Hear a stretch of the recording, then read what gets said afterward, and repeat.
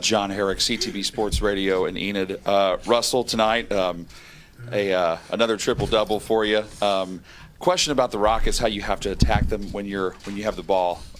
How do you balance between going right at them and going up in transition and try to force the issue, and between backing it out and trying to set up the offense, because they move quick, as do you? What's kind of your approach there when you're playing the Rockets? A lot of questions, bro. One. I don't even know where to start.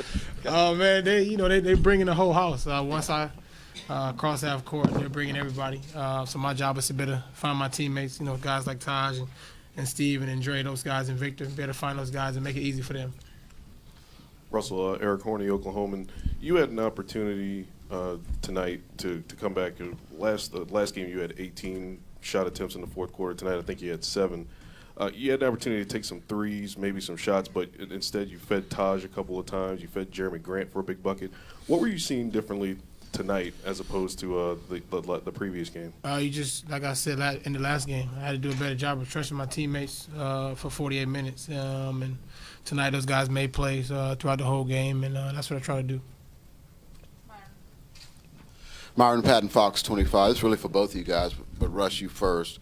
Last couple of games, you guys have made a concerted effort going to Taj early, and then today in the fourth quarter as well. What are you guys seeing that you made that decision to go at him, obviously, in these last 2 ball games? You want both of us to answer that one? Because Taj can't answer that one.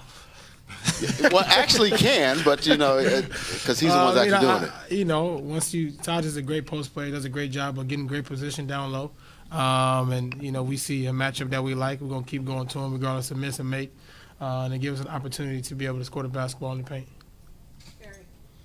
Yeah, Taj, I asked Billy this. It seemed like he went with more offense than defense tonight with his rotations.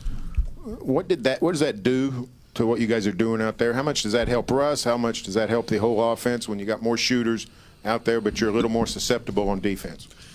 Well, it gives us a lot more momentum. I think they're loading up on Russ a lot, and at times it packs the paint. It's tough on him, but it's good for us because we got some shooters out there. But tonight, a lot of guys were just real aggressive. We just attacked the paint, and we were just unselfish. We have to live and die with the shot, but it was good to see guys being aggressive and on both ends of the court.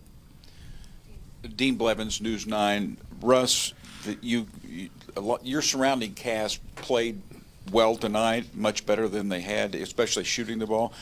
Does that give you a lot of confidence moving forward with what they did tonight? Well, for one, we all one team. I don't have a cast. I don't have other guys. We all in this together. And my teammates been doing a great job all season long. The last few games been doing a great job as well, and we will continue to trust in each other and our abilities to be able to stay a team and stay as one. Taj, Nikki K with Channel 4. What did you think of your first playoff game in the Peak? I was nervous. I was extremely nervous. No matter how many years you're in the playoffs, no matter what position you're in, you just always get goosebumps. But playing in this atmosphere in this city, it was awesome. Fans really gave us that spark. Every time we got a little down, every time they made a run on us, they stuck with us. You can always hear the encouragement from the outside, and it was a great atmosphere. It was a blessing tonight, really.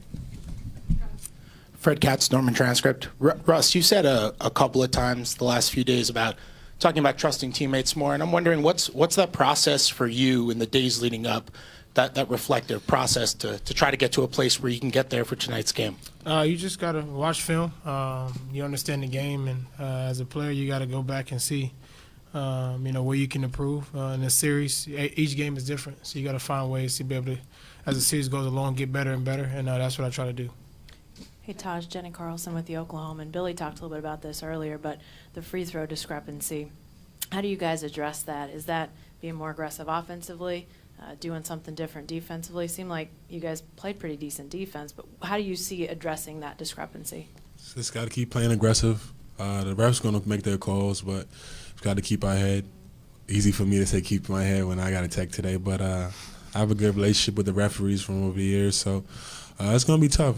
Tempers going to flare up, but you got to keep being persistent, keep playing. It's like I said before, and I've been around some good coaches in the previous years. They told me It's a 12-round match. You have to keep slugging away until somebody falls. You just got to keep playing no matter what. Bad shots, bad calls. You have to keep playing no matter what.